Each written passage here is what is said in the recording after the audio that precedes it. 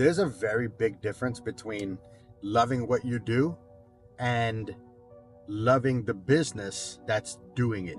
So many of us, we start out by focusing on loving what we do, right? We want to do great work and we want to do it extremely well. So we're in the business, we're in the work, like we're doing it, And I think that's a great starting point. I mean, I think that's great, especially if you're in, like, let's say the service-based, like a service-based business.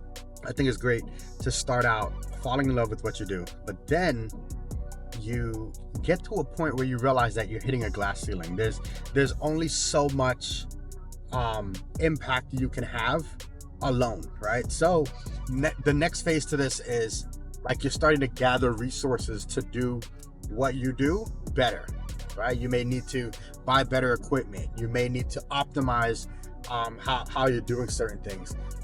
You may have some of the administrative stuff outsourced, right? So that you're focused on doing the high value work, right? And that's great. And you broke through that first glass ceiling, and you're now at a point where you're like, hey, you know what? Like, I'm still loving what I'm doing. I'm able to impact more, and like things are good. But then you hit a point where you hit another glass ceiling. And this other glass ceiling, it requires you to focus less on the work itself and to solely focus on the impact while separating yourself from the work. And that's when it gets tricky, because you fell in love with the work. You fell in love with doing the things great. You fell in love with like being so close to it. And I would say this is where a lot of entrepreneurs start to get cloudy with what direction they want to take with their business. Should I hire people to do the work? Should I try to find some way to leverage technology to do some of it but still be involved in it? And it gets tricky, because what you fell in love with initially isn't gonna help you dramatically increase, or I don't like to use this word very often, but scale your ability to impact more. Eventually, you have to figure out how to replace yourself. Eventually, you have to be okay with other people falling in love with the work, falling in love with what you fell in love with, so that you could focus on the bigger picture.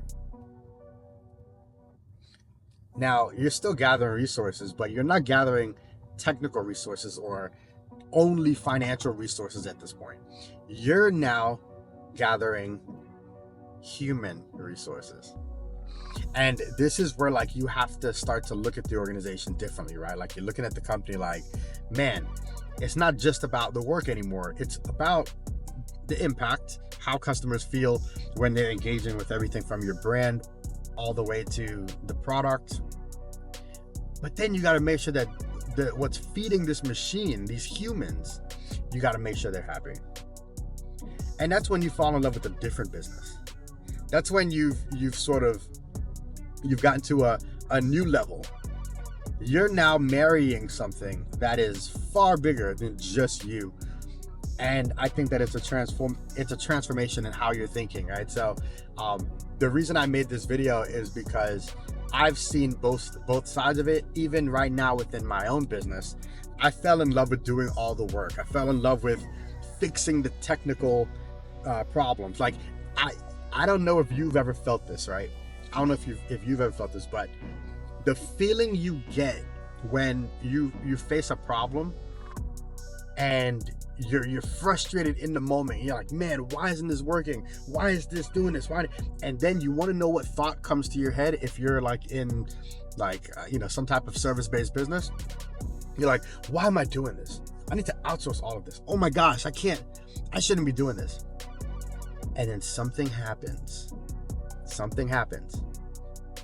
You solve the problem. And then you get this dopamine spike. I'm talking, you feel like you're on a high, because in your head, you're like, oh my gosh, this is why I do this. This is why I have to do it. I must be doing this because who else could solve this problem like this, right?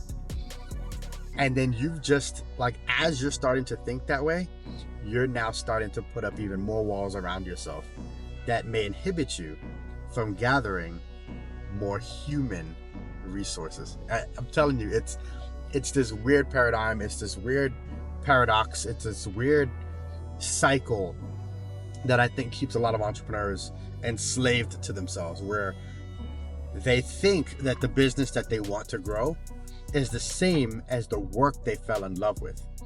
And the reality is that it's not.